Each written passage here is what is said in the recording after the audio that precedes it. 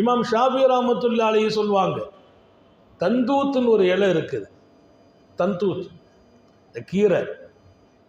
ஹதரத் இமாம் ஷாஃபி ரஹ்மத்துல்லாஹி அலைஹி சொல்லுவாங்க, அந்த கீரையை மாடும் சாப்பிடும் மானும் சாப்பிடும், மாடும் சாப்பிடும் மானும் சாப்பிடும். மாடு சாப்பிட்டு சாணம் போடுகிறது, மான் சாப்பிட்டு கஸ்தூரியை தருகிறது. அந்த கீரையை பார்த்து அல்லாவை அறிந்தேன் என்றார். தந்தூத்தி என்ற கீரைக்குள்ளே 1000 விளக்கம் இருக்கிறது, 1000 பொருள் இருக்கிறது. அதை பார்க்கவில்லை. அந்த இலையின் மருத்துவ குணத்தை பார்க்கவில்லை. அந்த இலையில் இருக்கிற உணவினுடைய தாக்கம் என்ன என்று பார்க்கவில்லை. மாடு சாப்பிட்ட போது மணக்கும் கஸ்தூரி வந்தது, மாடு சாப்பிட்ட போது நஜிஸான அதன் சாணம் வந்தது. நான் என் ரப்பை பார்த்தேன் என்றார். அது ஒரு பெரிய பார்வை, பொருளுக்குள்ளே அல்லாவை பார்க்கிற பார்வை. நான் சமூகத்தை கேட்கிறேன், அவனை விட்டு மாத்திரம் தூரமாகி விடாதீர்கள். அவனை விட்டும் நீங்கள் தூரமாகிற போதெல்லாம் உங்களின் உயர்வான குறிக்கோள்கள் முடங்கி போகிறது, கோரிக்கைகள் பிரயோஜனம் இல்லாமல் போகிறது. அல்லாட்ட ஒரு பழக்கம் இருக்குது, நீ தூரமா போனாலும் அவன் பக்கமா வந்துகிட்டே இருப்பான். அவன் ஒரு பழக்கம் இருக்கு, உன்னை விடுறதுலாம் இல்லை. நீ போயிட்டேன்னு விட்டுருவாங்க. சில நேரத்தில் தாய் சொல்லுவாங்க, எங்க உங்க பையன் தப்பு பண்றாரு கண்டுக்கிடாம இருக்கிறீங்களே. அந்த அம்மா பாசம் உள்ளவங்க, ரொம்ப அன்புள்ளவங்க. என்ன பண்றது, பல தடவை சொல்லிட்டோம், போய் அடிபட்டுட்டு வரட்டும்பாங்க, போய் பட்டுட்டு வரட்டும்பாங்க. அல்லாட்ட போய் சொல்லுவான், அவன் கீழே விழுந்துடக்கூடாது, மலக்க சொல்லி காப்பாத்துங்கன்னா. மலக்கு சொன்னாராம், அவன் தண்ணி போதையில் இருக்கிறான் ரப்பே, அவனை என்ன காப்பாத்துறது? உங்களுக்கு தெரியாதா? ஓ அப்துமின் இபாதி, அவன் என்ன அடியான், காயப்படக்கூடாது போங்க அம்மா. போதையில் இருக்கிறான், என்ன அடியான் அவன், அவன் விழுந்துடாம காப்பாத்து. அவன் கீழே விழும்போது மலக்கு வந்து காப்பாற்றுகிறார். நம் கண்ணுக்கு தெரிவதை தான் நம்பினால் அதற்கு பேர் அல்ல ஈமான். யுமினூன பில் கைப். கண்ணுக்கு தெரியாததை நம்புவது ஈமான். கண்ணுக்கு தெரிவதை மாத்திரம் நம்புவதல்ல. எத்தனை பேர் போதைக்கு அடிமையானவர்கள், தடுமாறி நடப்பவர்கள், கம்ப ஊனிட்டு நடக்கிறாங்க. நல்ல நடக்கிறவரை வண்டி அடிச்சுட்டு கீழே தள்ளி விடுகிறது. கம்ப ஊனி நடக்கிறார், அவரை யாரும் அடிக்கிறது இல்லை, எந்த வண்டியும் தள்ளுறது இல்லை. அவர் ரோட்டுக்குள்ள போறார், எல்லா வண்டியும் கிராஸ் பண்ணி போறார், எல்லாம் வந்து ஸ்டாப் ஆகி அவருக்கு இடம் கொடுக்குது. அல்லாஹ்வை நீங்க எங்க போய் தேடுகிறீர்கள்? வாயின ததுஹபூன், அல்லாஹ் கேட்கிறான், எங்க போறீங்க? குர்ஆன் கேட்கும், வாயின ததுஹபூன், எங்கே போகிறீர்கள்? போக்கு அழகாகட்டும். நான் தாய்மார்களுக்கு சொல்கிறேன், மிகப்பெரிய இலக்கோடு இந்த மதரசாக்கள் நடக்கிறது. பெரிய இலக்கு எங்களுக்கு இருக்கிறது.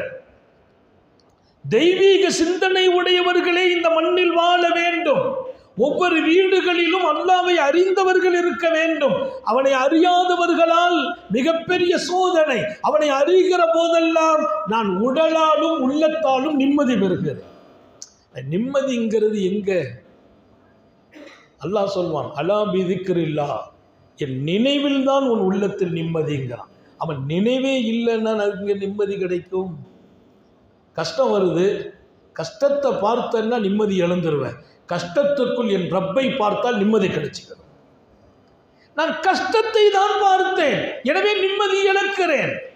வந்த சோதனை பார்த்தேன், நிம்மதி இழக்கிறேன். வீட்டில் மனைவிக்கும் புருஷனுக்கும் பிரச்சனை, புருஷன் மனைவியின் கோபத்தை காட்டுகிறார், மனைவி கணவனின் கோபத்தை வெளிப்படுத்துகிறார், அதனாலதான் பிரச்சனை.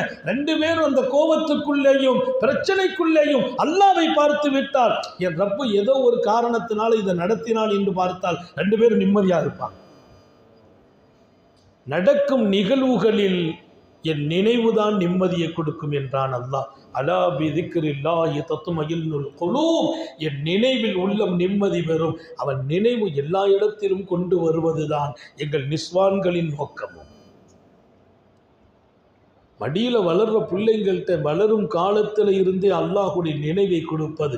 அல்லாஹ் பக்ஷனுடைய தாயார் வளர்த்த பாடம் உங்களுக்கு தெரியும். தன் மகனை கூப்பிட்டு சொல்வார்கள், மகனுக்கு வயசு 1.5 வயசு. மகன்கிட்ட சொன்னாங்க, எப்பா இதுவரைக்கும் நான் பால் ஊட்டினேன், இனி பசிக்குதுன்னா சாப்பாடு கொடுக்குற சக்தி எங்கிட்ட இல்லை. பசி வரும்போது எனக்கு ஒருவன் சாப்பாடு கொடுக்குறான், அவன்கிட்ட கேளு. அம்மா யாருன்னு கேட்டாங்க, எனக்கு தாக வந்தால் தண்ணி கொடுக்குறான், எனக்கு பசி வந்தால் உணவு கொடுக்குறான். அவன் தான் என் ரப்பு, அவன்கிட்ட நீ கேளு. அதுக்கு பின்னால அல்லாஹ் பக்ஷ ரஹ்மத்துல்லாஹி அலைஹி சாப்பாடு தேவை, பசி வரும், தாகம் வரும், தண்ணி தேவை, உம்மாட்ட கேட்கறது இல்லை, உட்காருவாங்க, ரப்பே பசிக்குதும்பாங்க, சாப்பாடு கிடைச்சிச்சு. தாகம் என்பாங்க, தண்ணி கிடைச்சிச்சு. கிடைக்கிற ரூட்டு எந்த வகையிலும் இருக்கலாம். கேட்பது அல்லாஹ்வின் தர்பாரில், கேட்பது அல்லாஹ்வின் தர்பாரில்.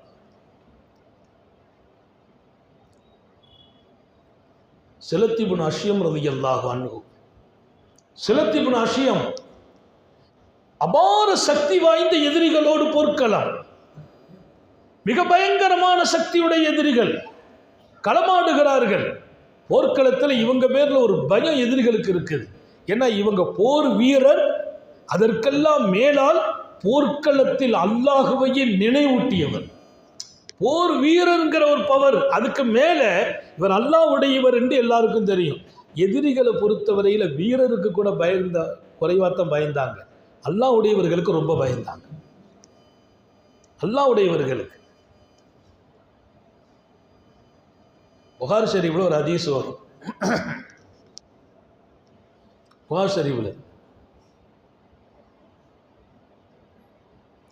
உமையாவை பற்றி, உமையா ரசூல் ஸல்லல்லாஹு அலைஹி வஸல்லம் என்னை தாக்குவேன்னு சொல்லிட்டாங்க. அவர் சொல்றார், என்னை தாக்குவேன்னு சொல்லிட்டாங்க, அவங்க கையால் தான் எனக்கு மௌத்துன்னு சொல்லிட்டாங்க. அவர் சகோதரர் சொல்லிட்டார், என் கையால் உனக்கு மௌத்துன்னு ரசூல்லா சொல்லிட்டாங்கப்பா, ரசூலுல்லா சொல்லிட்டாங்க. ஆனால் அவர் எதிரி, அவர் எதிரி. எதிரினா மிக பயங்கரமான எதிரி. அவர் சொல்கிறார் தன் மனைவிட்ட, என் கையால் உனக்கு மௌத்துன்னு நபி சொல்லிட்டாங்க, சொல்லிவிட்டார்களா, அதுதான் நடக்கும், அது நடக்கும். போர்க்களத்தில் ஒரு அம்பு எங்கேயோ இருந்து விரிஞ்சு ரசூல் எறிகிறாங்க, அது இவர் மேலே படலை ரேசாக உரசிட்டு போச்சு.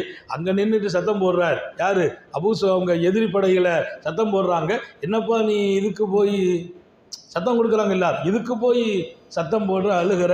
அவர் சொன்னாராம், முஹம்மது ரசூலுல்லாஹி ஸல்லல்லாஹு அலைஹி வஸல்லம் என்னை கொல்லுவேன்டாங்க, அவங்க என் மேலே அம்பெல்லாம் போட வேண்டியதில்லை, லேசாக துப்புனாலும் நான் மௌத்தா போயிடுவேன்னார், துப்புனா மௌத்தா போயிடுவேன். அவர் பயந்தது அல்லாஹ்வுடையவர்களுக்கு பயந்தார், ரசூலுக்கு பயப்படுகிறார். இங்கே ஒரு தனி சக்தி இருக்கிறது என்று நம்புகிறார். இதை இன்றைக்கு இந்த சமூகம் உணர வேண்டுமே என்று ஆசைப்படுகிறோம். நீங்க உணரணும், உங்களுக்குள் ஒரு பெரிய பவர் இருக்கிறது. அந்த பவரை நம்ம விளங்கல்ல. நம்ம எங்கெல்லாமோ போய் கடன் வாங்குகிறோம், எங்கெல்லாமோ போய் பிரச்சனை சொல்கிறோம், எங்கெல்லாமோ போய் தேவையை கேட்கிறோம், யாரிடத்திலாமோ முறையிடுகிறோம், யாரின் காலில் எல்லாமோ விழுகிறோம். எத்தனை அவமானம் நமக்குள் எல்லாம் இருக்கிறது. நான் சொன்னால் காரியத்தை நடத்தும் ரப்பே நம்ம கூட இருக்கிறான். நாம சொன்னால் காரியத்தை நடத்துவோம் அல்லாஹ், அப்படி ரப்பு நம்ம கூட. அபீ ரைஹானா ரலியல்லாஹு தஆலா அன்ஹு நபி தோழர் அபீ ரைஹானா கப்பலில் பயணம் செய்கிறார். உத்தம நபி ஸல்லல்லாஹு அலைஹி வஸல்லத்தின் அன்பு தோழர். தாய்மார்களும் கவனத்தில் எடுக்கணும். பயானுங்கிறது கேட்கிறது, ரசிக்கிறது, போகிறதுலாம் இல்லை. அது சொன்ன மாதிரி பெரிய தியாகத்துக்கு பின்னால் நடக்கிறது. நாங்கள் எங்கே போனாலும் ஆசைப்படுவோம், இங்கே வந்தவங்க எதை கொண்டு போனால் ரப்பே ஹயாத்து முற உன் நினைவில் வாழ்வார்களோ அதை எங்கள் நாவில் நீ பேச வேண்டும். நீங்க போகணும், வாழணும். நேற்றைய வாழ்க்கை வேறு, இன்னைக்கு பின்னால் வாழ்கிற வாழ்க்கை வேறு. இது போன்ற சபைகளில் நீங்கள் வந்த பின்னால் உங்கள் வாழ்க்கை நிலை மாற வேண்டும். அவனை மறந்து வாழ்கிற வாழ்க்கை அது வாழ்க்கையே இல்லை. அவனை விட்டும் தூரமாகிற வாழ்க்கை வாழ்க்கை இல்லை. இன்னும் சொல்வேன், பிரச்சனைகளை வேற ஒரு இடத்துல போய் நீங்கள் சொன்னால் இன்னும் நீங்கள் ரப்புக்கும் உங்களுக்கும் சம்பந்தம் இல்லாமல் வாழ்கிறீர்கள். சம்பந்தமே இல்லை. அவர்கிட்ட போய் பிரச்சனை சொல்றது, இவர்கிட்ட போய் பிரச்சனை சொல்றது. ஆலிம்கள்கிட்ட சொல்லுங்க, அல்லாஹ்வாலாக்களிடத்தில் சொல்லுங்கள், அல்லாஹ்வுடையவர்களிடத்தில் சொல்லுங்கள். ஏன்? அவங்க உங்களுக்காக அல்லாஹ்ட்டையே பேசுவார்கள், அல்லாஹ்ட்ட கேட்பாங்க.